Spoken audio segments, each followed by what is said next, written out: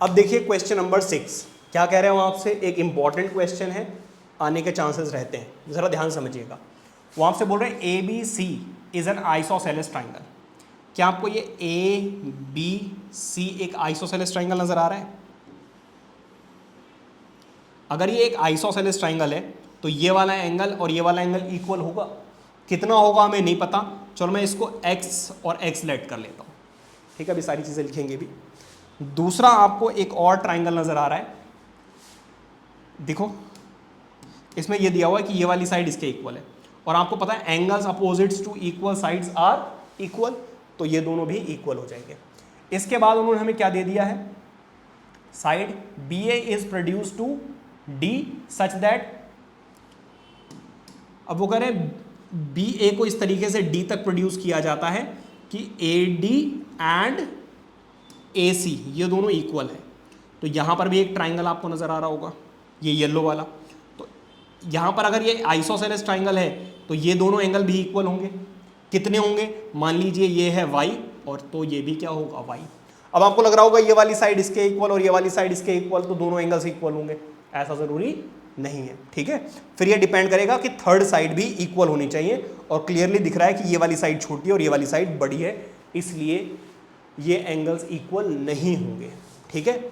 अब हमें शो ये करना है कि ये पूरा एंगल 90 डिग्री है। इसका मतलब हमें ये शो करना है x plus Y is equal to 90 degree, ठीक है जी। अब लिख लेते हैं गिवन वगैरह। तो गिवन में आपके पास A B is equal to A C comma A D is equal to A B. अब जरा देखिए, आपको प्रूव करना है angle B C D is equal to 90 degree, ठीक है। कैसे करोगे जरा ध्यान से समझिएगा।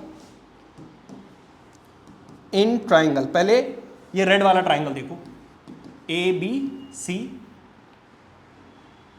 यहां पर A B is equal to A C given है, और अगर ऐसा है तो ये वाला एंगल इसके इक्वल होगा। तो angle A B C is equal to angle A C B, और इसको हम एक्स लेट कर रहे हैं। रीजन क्या है, एंगल्स अपोजिट टू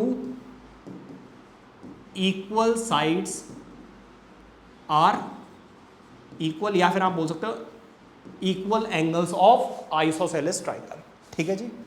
इसके बाद similarly in triangle A C D, क्या आपको ए सी डी एक ट्राइंगल नजर आ रहा है? इसमें क्या है, A C is equal to A D, और यहां पर एंगल ए सी डी, ये वाला ए सी डी किसके इक्वल होगा, ए डी सी के इक्वल होगा, ठीक है। ए डी सी के इक्वल होगा, और इसको मैं वाई लेट कर रहा हूं, रीजन यही सेम यहां पर भी लिख देना, ठीक है। नाउ इन ट्राइंगल, अब ट्राइंगल चेंज कर रहे हैं, नाउ इन ट्राइंगल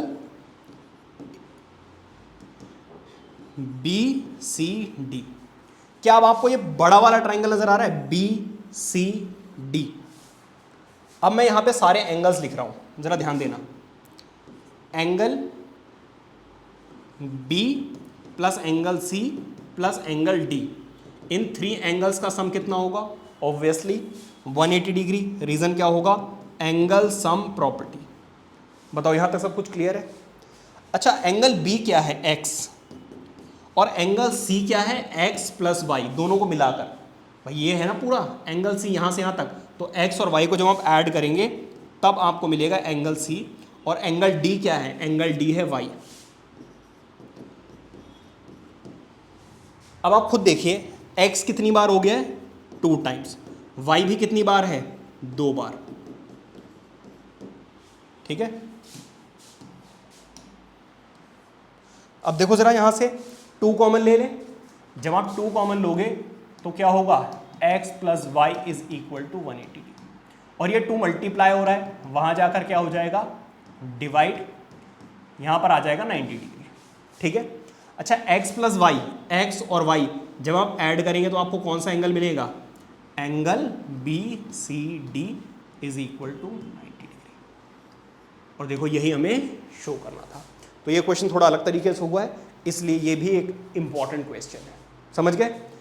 नोट कीजिए।